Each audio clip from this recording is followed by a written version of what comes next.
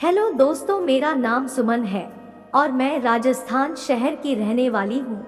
दोस्तों, आज रात तो मैं अपने भाई के बेड पर ही लेट गई, तो फिर तो भाई ने पूरी रात भर।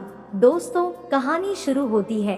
अब मेरे हाथ में आज पहली बार मेरे पापा ने नया मोबाइल खरीद कर ला कर दिया था और जिसे देख मैं बहुत खुश हुई। और फिर फोन की खुशी में मैं पूरी रात मोबाइल को चलाया और रात के करीब 1 बज रहे थे। तो मैंने जैसे ही इंटरनेट चलाया तो उसमें ढेर सारी कहानियों को मैं पढ़ने लगी, क्योंकि मुझे कहानी पढ़ने का बहुत शौक था। फिर मैंने एक कहानी पढ़नी शुरू की, वो एक भाई बहन की थी। तो मैंने उस कहानी को पूरा पढ़ा और उसमें मुझे बहुत मजा आया था। फिर मैं सोचने लगी, क्या यह सच में ऐसा होता है? फिर तो मैंने एक के बाद एक और कई कहानियां पढ़ी। फिर तो मेरा नीचे से लगा और मेरी सांसें तेज तेज चल रही थी।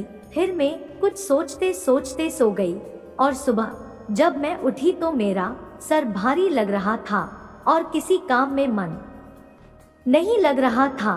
दोस्तों, मेरा एक भाई है जिसका नाम राजेश, वो मुझसे 2 साल बड़ा है।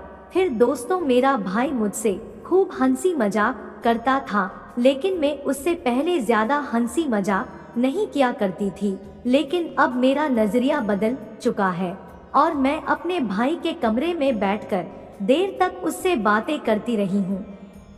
फिर एक दिन की बात है, मेरे माता पिता मामा के घर गए थे। फिर तो मैंने आज लाल कलर की कुर्ती पहन रखी थी और मेरे बाल खुले हुए थे, जिससे मैं काफी ज्यादा खूबसूरत लग रही थी। और फिर जब रात मैंने और मेरे भाई राजेश ने खाना खाकर फिर उसने मुझसे कहा, चलो छत पर टहलते हैं। तो मैंने कहा, हाँ भाई। लेकिन मेरा भाई अपना मोबाइल नीचे ही छोड़ आया। फिर हम दोनों छत पर पहुंचे और उसने इतने में अपना मोबाइल चेक किया तो नहीं मिला और मुझसे उसने अपना मोबाइल लाने के लिए कहा। तो तभी मैंने पता किया कि आखिर भाई अपने मोबाइल में क्या क्या देखता है।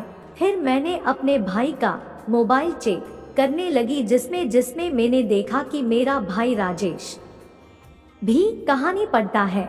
और फिर मैंने देखा तो मुझे समझने में देर ना लगी। फिर तो मैं भाई से बातें करने लगी और फिर मैं भाई से बातें करते करते बोली कि आज मैं तुम्हारे कमरे में सोऊंगी, क्योंकि अकेले मुझे डर लगता है। और फिर मैं कपड़े बदलकर भाई के कमरे में सोने आ गई। फिर मैंने जानबूझकर थोड़े छोटे कपड़े पहने थी। दरअसल मैं चाहती थी कि मैं उसे देखूंगी आधी रात को। फिर जब मैंने थोड़ी उथल पुथल की तब भाई की कोई प्रतिक्रिया न देखकर और फिर से मैं थोड़ा आगे बढ़ी और फिर तो इतने में फिर तो मेरा भाई भी मेरा साथ देने लगा।